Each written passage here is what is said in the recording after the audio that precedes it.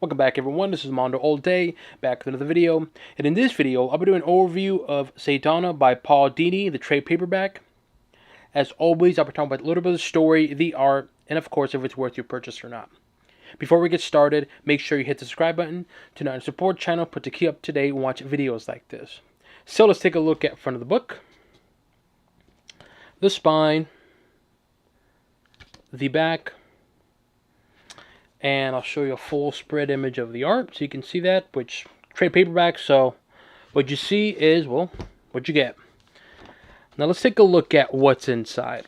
So what is this book about? So this book consists of multiple small stories regarding Zatanna. And I say small, I mean, there are some stories where it's only like 20 pages is one story, meaning beginning, middle, and end is like 20 pages.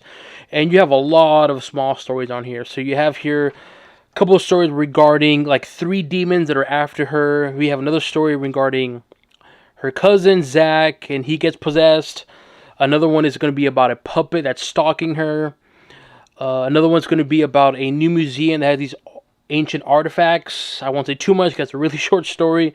Another one is going to be about her being young and having braces. Again, they're very, very short, small stories. They do, I don't want to say don't connect because they somewhat don't. They do reference here and there what happens within another story, but that reference is really, really, really minute, like a sentence or two. And there really isn't a main villain.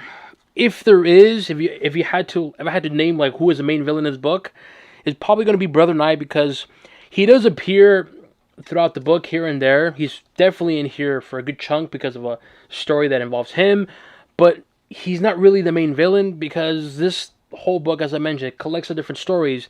He does appear quite often, so I guess in a way he is the main villain, but at the same time he isn't, if that makes sense. And so that's what this whole book consists of, just short stories regarding Zatanna, and really just showcasing who she is as a person and as a character. And with that said, I like this book. I actually liked it a lot. The reason why I like it is for a couple of reasons. One, it gives a little bit more backstory to, well, her character, in terms of how she lives a normal life.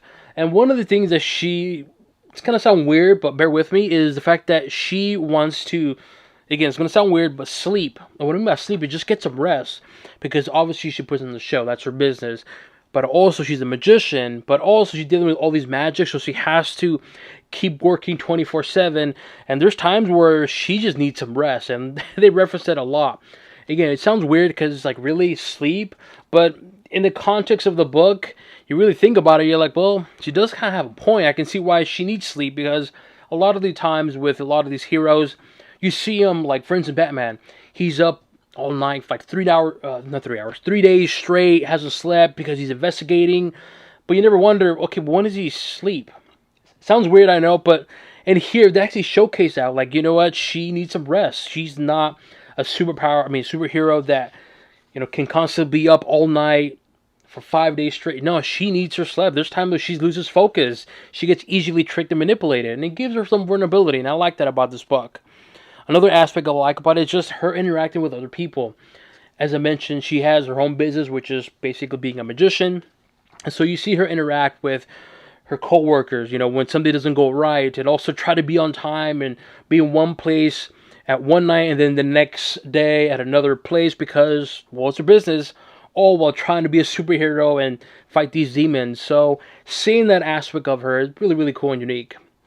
But the best part about this book is just going to be her character, her abilities. Seeing her abilities, that's going to be the highlight of this book. Because going into this book, and I'm sure many other people, when you think of Zatanna, you think of just her being a magician, attractive looking female, and her ability is the fact that when she says something backwards, that's her magic power, right? Whatever she says, she reads it backwards, and there you go. And so this book, it gives you more insight how powerful she really can be. I say can be because the thing she does in here with her abilities and powers, it's really powerful to where you start thinking like, wait a minute. If she can turn a gun to shoot, let's say, water or something, or turn bombs into butterflies or something like that, what else can she do? You start to imagine like, wait a minute. if you were to go toe-to-toe with Superman, who would win? I don't know. That's a tough one because on the one hand, we all know Superman is ridiculously overpowered. But I'm telling you, when you read this book, you're going to get a glimpse, just a little glimpse of how powerful she can be. And when you put some thought into it, you start realizing, you know what, I think Zatanna might put up a good fight against Superman. I know, it sounds weird and strange. You think, like, really, Zatanna, a magician, go up against Superman? I'm telling you, if you read this book, you'll know what I mean, because she does a lot of powerful stuff to where, again, just take some time to think about it, and you start to realize if she can do this thing, that means she can maybe turn, let's say, a water bottle into a kryptonite. See what I'm saying? So she really does shine here in terms of her ability. It's just so powerful. But again, it's just a glimpse, and you can see like the potential of her being ridiculously OP. And that's something that I really appreciate about Paul Dini. Really showcases her abilities. And there's one part of the book too where she gets her throat slit, so she can't talk, can't communicate. But in order for her to use her abilities, she needs to speak. So how does she overcome that? I'm not going to say what happens, but you get the idea. And so this book, again, it is a really good book. The story in and of itself, some of them are good, some of them are very short. Some of them are not bad, it's just kind of Like the first story on here with John Constantine, that's probably like the one story that I just was not feeling. I understand the point of that particular story, but the dialogue is a bit heavy, so the pacing does slow down a bit for that story, which is the first one. But once you get past that, everything else, it's good. There's nothing on here that's great, so keep that in mind. But for the most part, though, the stories are good, though. But again, the main highlight is going to be showcasing her abilities.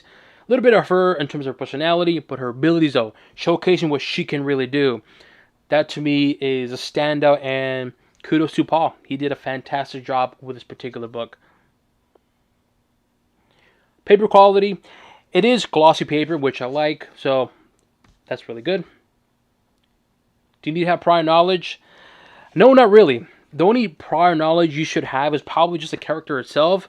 But apart from that, you're perfectly fine. Pacing. The pacing, I would say, it's above average. As mentioned, the whole John Constantine story, which is the first one, it is heavy dialogue, so keep that in mind. The pacing is going to be a lot slow. But once you get past that story, it definitely picks up. The art, I would say the art's really good. In terms of the art style, it does vary from story to story, so keep that in mind. But overall, I would say the art's good, and with that glossy paper and the bright colors, it really does pop. So overall, what do I give this book? This is easily a thumbs up for me. I went into the book knowing not much of Zatanna, just mainly that she's an attractive female character from DC, magician, and she says everything backwards and comes to life. But after reading this book, you get a good understanding of her character. Great character development on here, her personality, some of her weaknesses, but more importantly, just a glimpse of how powerful she can be. And so to me, again, I give this a thumbs up for me. If you're a Zatanna fan, you probably have this book. If you are like me, did not know much about this character, get this book. You'll have a great understanding of her. If you're just bored and you have nothing else to do, definitely check this out. Because even though it doesn't really give you an origin story, you'll still have a good time with this character. Paul Dini writes so good in terms of how to build a character to where you're into it. You might not know her whole entire history and how she became to be and so forth, but I guarantee you the writing in here is really good that you overlook that. So again, thumbs up for me. Let's take a look at the back. So we got some variant covers on here. There's a cool little story about this character, which I won't say too much. This is a really cool one. I like it. Look at this art. There. So I like this one a lot. This is a really good one. The Royal Flush Gang. And then her cousin Zachary, and of course Zatanna. And that is, well, that. Let me know what you guys think. Have you read this book? Do you plan on reading this book? Leave it in the comment section below. As always, make sure you hit the subscribe button to not support channel, but to keep up to date and watch videos like this. This includes an overview of Zatanna by Paul Dini, the trade paperback, and on to the next one.